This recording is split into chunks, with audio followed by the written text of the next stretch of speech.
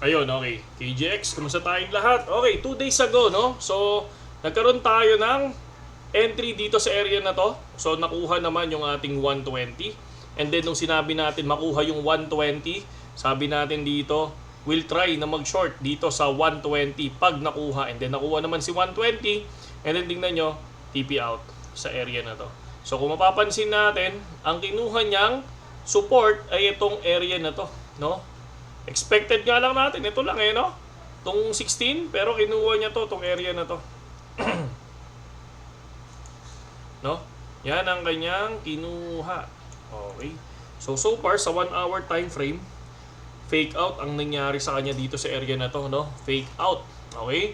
So, saan tayo? Ako for me, saan ako ulit papasok? So, tag natin to as, syempre, profit yan. Yan sa area na yan. Yan sa area na yan. Okay? So, good na tayo dyan. So, huwag na natin pansinin yan, ha? Okay? So, ngayon, dito sa area na to, ang tinitingnan ko dito bago ako mag-re-entry, I think dito sa 800, ay, 18400. 18400. Think, no? Dito sa area na to. Yan. Weekend ngayon. So, tendency, baka wadading galaw to. So, kung titingnan natin, mag-short entry ako by 1.8. Tapos, TTP ako dito sa 194. So, yan siya. No? Hihintayin ko makuha yan. Punta tayo sa 4 hours time frame. Yan. Nawala ang ating internet, mga kapatid. No? So, hintayin lang natin, mga kapatid. Nawala ang ating internet.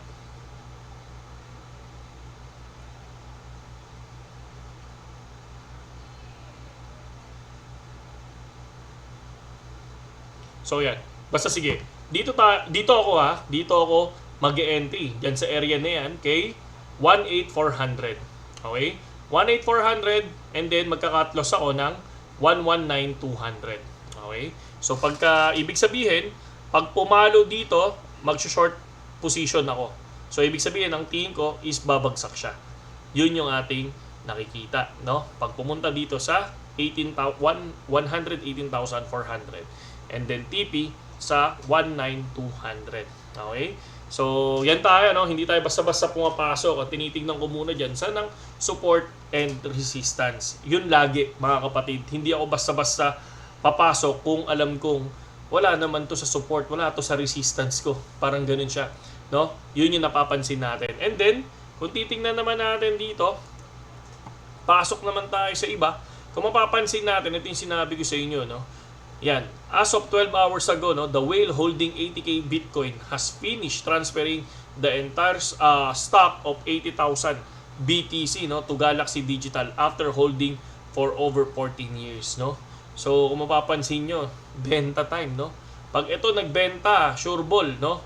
Makikita natin, alam nyo kung ano. Hindi naman natin makikita kung, hindi naman yung pinaka to, no, na sinasabi natin na malalaglag agad. Pero, ito yung mga nililista natin. So, ako, katulad ako, ninonote ko na to, no? Para if ever, na kapag kunyari nagkaroon bigla ng bear market, no, na hindi natin inaasahan, alam ko na, okay, etong isang whale na to, si Galaxy Digital, nagbenta to. So, ng 80,000 Bitcoin, naka-unload na sa akin yan. So, okay, parang dito nagsimula. Pangalawa, si Powell is hindi nag-resign. Kasi ina-expect ng karaniwan, magre-resign si Powell. Okay, number 2. Number 3, yung sold the entire Bitcoin. Meron pang isa Meron pang isang nagbenta talaga 14 years ago So kung titingnan natin, nasaan yun? 80,000 sold, Bit19 after buying, ito. So 14 years ago, so ngayon nag-send siya. So ibig sabihin, may dalawang whale na nag-send na, nag-sold ng 80,000 BTC. So far, ito yung tinitingnan ko ngayon. Okay, may dalawa kasing whales na nagbenta ng worth 9.6 billion na worth ng ng Bitcoin niya. Tapos next, Powell ganito, hindi pa rin hindi pa rin na tawag dito, hindi nag-resign, and then kapag yung cut rates biglang hindi natuloy, okay, pati yung cut rates hindi pala. Kaya nagkaroon ng bear market. So ngayon inaaral ko lahat 'yon. Tinitingnan natin lahat 'yon kasi yun yung magiging reference ko sa susunod, mga kapatid. So ang daming red. Daming daming June 17 pala to, sorry. No? Yun yung napapansin natin. And then ito, altcoin, no? Daily Bitcoin is Scottie Pippen talaga, mapa-crypto talaga yan, mga kapatid, no? Suwi lumipad, no? Lumipad si Suwi, mga kapatid. Nakita ko rin to kanina. So far, tingnan natin si Suwi, no? Gusto ko nga rin i-TA si Suwi. Kaya lang kasi, hindi ako magaling sa altcoins eh. Pero kung titingnan nyo, ito yung dati kong TA sa kanya. Pero ito yung binutasan ko, nalaglag pa siya pero still lumipad di ba? Kung mapapansin natin, pero ako dito, failed ako dito kasi hindi naman talaga lumipad lahat eh. Kumbaga rejected, pero kung mapapansin natin, rejected, fake out. And then dito lumipad Okay. Pero yan, hindi ko tinuturing na good to, mga kapatid. So far sa 4 hours time frame,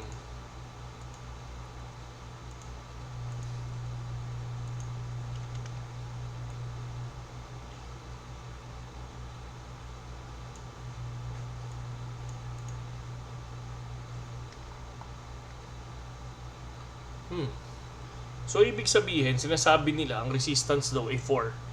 So, ito na siya, no? Kung titingnan natin. Break na ba si Suwi? Wala akong tiwala kasi dito, nahack to eh. Wala kasi akong tiwala dito kay Suwi, nahack kasi to, mga kapatid. No? Kaya hindi ko siya tawag dito. Hindi ko siya talaga pinofokusan kasi nga, di ba? Basta ang token is na-scam, parang Axie Infinity, nahack, no? So, hindi ko na pinagkakatiwalaan yun. Laglag no? So, yan. So far, kung titingnan natin, sa 4.09, no? So, I think, pag yan na-break, possible magkaroon ng rally. So, yun lang yung nakikita natin. For ETH kasi, so nakikita ko kay Ethereum, 3,759. So, para sa akin, dapat ma-break niya muna yan. Si 3,780, tapos para I think kung may break niya si 3,780, sana kunin niya na si 3,959, no? Pag na-break niya si 3,959, makakita tayo ng malupit. Pero ako kasi, ang napapansin ko talaga, baka lang syempre, baka lang biglang, I don't know lang, kung ano yung, teka lang, baka mamaya, siguro, tapos sabay baka biglang kumuha muna, no? Baka biglang kumuha muna ng 3-2. Baka lang Kasi kung biglang babagsak si BTC, para sa akin, sasabay din to, no? Sana magkaroon nga ng alt season, di ba? Na lumipad nga talaga sila. Pero ang laki na kasi ng nilipad nito from 1.4 1.440 ay tama, no? 1,440 to 3,700 or 3,850. Medyo lumipad na siya ng maganda. So sana nga lumipad pa rin to kasi maraming umaasa kay Ethereum eh. 'Di ba? Daming umaasa kay Ethereum. Pero ako, tingin ko baka lang, no? Baka lang bumaba. 'Yun ang napansin natin dito. So, 'yun lang, mga kapatid. Kung tama ako, ay kung mali ako, so comment na lang kayo sa ilalim, mga idol, no? So far, 'yun lang yung ating TA muna ngayon, no, sa BTC. We'll try kasi ayoko ayoko yung basta-basta pumapasok ako, mga kapatid. Ayun, wala na naman.